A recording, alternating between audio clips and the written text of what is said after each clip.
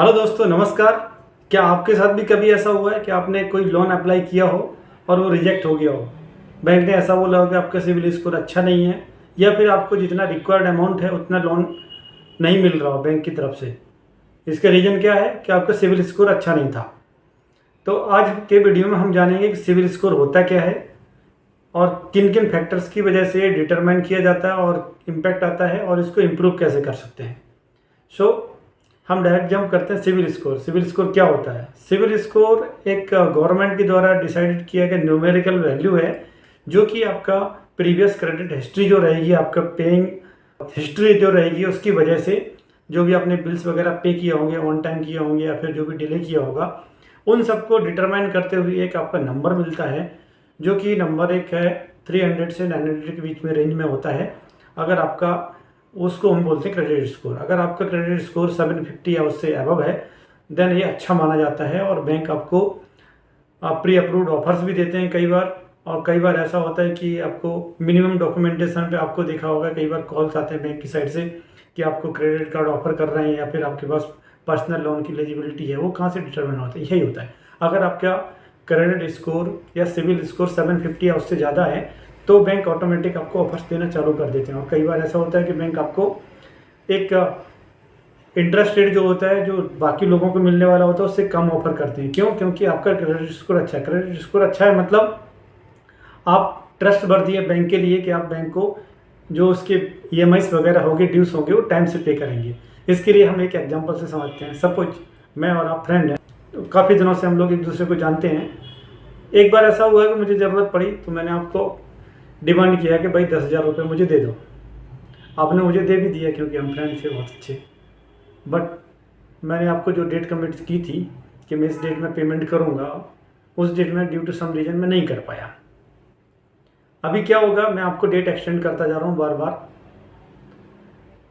फिर मैंने एक टाइम आने के बाद मेरे पास जब पैसे का अरेंजमेंट हो गया, मैंने आपको पेमेंट कर दिया, तो क्या नेक्स्ट टाइम आप फिर से मुझे देंगे? अगर मैं आपको 10,000 की जगह 5,000 भी मांगने आता हूँ, बोलता हूँ भाई मुझे 5,000 रुपये की ज़रूरत है, क्या आप मुझे दे पाएंगे? या आप सोचेंगे कि मैं दूँ? क्योंकि आपके साथ प्रीवियस ऐसा हुआ है कि मैंने आपका जो भी कमिटमेंट किया था या फिर जो भी हमारा डिस्कशन था, उसके बेस पर टाइम से पेमेंट नहीं किया, तो आपका जो ट्रस्ट था मेरे ऊपर वो ख़त्म हो गया। सेम वे में बैंक आपको लोन देने वाला है, वो भी आपका कुछ तो ट्रस्ट रखने वाला होगा।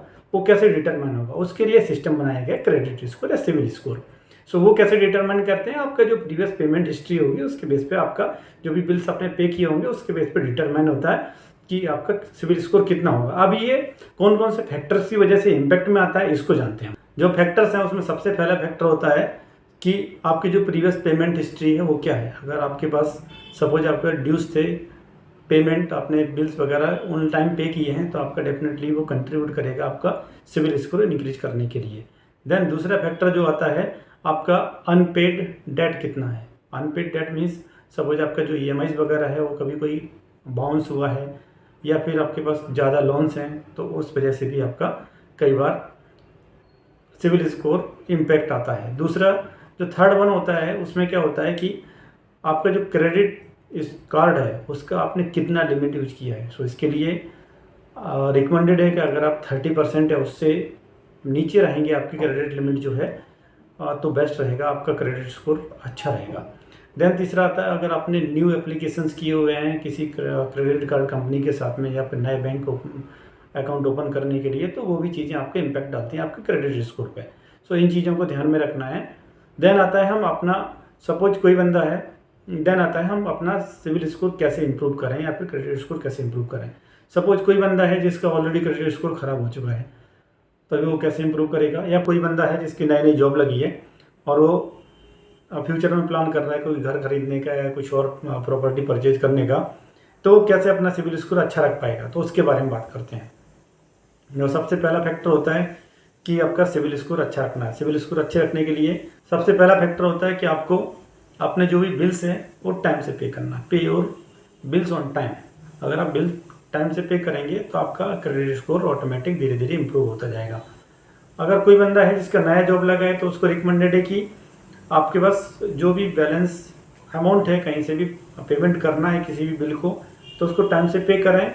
अदरवाइज और जल्दी आप चाहते हैं कि आपको इम्प्रूव करना है तो आप क्रेडिट कार्ड लीजिए एक, और उसके थ्रू मंथली कुछ थोड़ा बहुत एक्सपेंसेस क्रेडिट कार्ड से पेमेंट कीजिए। लाइक आप जनरल ग्रोसरीज का भी पेमेंट कर सकते हैं, या फिर मोबाइल रिचार्ज करने से लेकर के इंटरनेट का रिचार्ज करने, छोटे छोटे एक्सपेंसेस आप क्रेडिट कार्ड से करना चालू कीजिए। बट बी डिसिप्लिन कि आपको जो भी आपने एक्सपेंसेस किए हैं क्रेडिट कार्ड से, उनको आपको टाइम से पे करना है। जो भी ड्यू डेट होगी उससे पहले आपको पे कर देना है, या फिर ड्यू डेट पे कर देना। ड्यू डेट क्रॉस नहीं होनी चाहिए। उससे क्या होगा, आपका क्रेडिट स्कोर धीरे धीरे इंप्रूव होने लगेगा। दूसरा, क्रेडिट कार्ड की जो लिमिट है उस लिमिट को आपको एक्सीड नहीं करना है। लाइक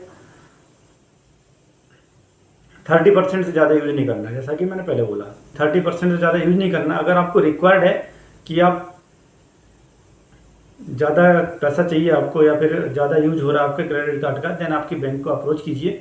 अपनी प्रीवियस हिस्ट्री अगर आपकी अच्छी होगी तो डेफिनेटली आपका बैंक आपका क्रेडिट कार्ड लिमिट इंक्रीज कर देगा। उसके बाद आप अपना यूज करना चालू कीजिए। बट ऐसा नहीं कि आपके पास सपोज 50,000 की क्रेडिट कार्ड की लिमिट है और आपने पूरा एक्सीड कर दिया, 50,000 तक पे कर दिया और क्रेडिट कार्ड का यूज कर दिया, उसकी वजह से आपका क्रेडिट हिस्ट्री खराब होता है। इसमें भी मैं एक एग्जांपल बोलता हूँ कि सपोज आपने किसी से लोन ले रखा है, ऑलरेडी किसी से लोन लिया हुआ है, या फिर 10,000 रुपये मैंने ऑलरेडी लिए हुए थे और मैं आपका पेमेंट नहीं करता था, सो मैं आपसे अगेन 5,000 रुपये और डिमांड करता, तो क्या आप मुझे देते? नहीं देते। क्यों? क्या आप सोचते हैं पहले ही लोन पे ज़िंदगी जी रहा है, अभी फिर से लोन मांगने आ गया।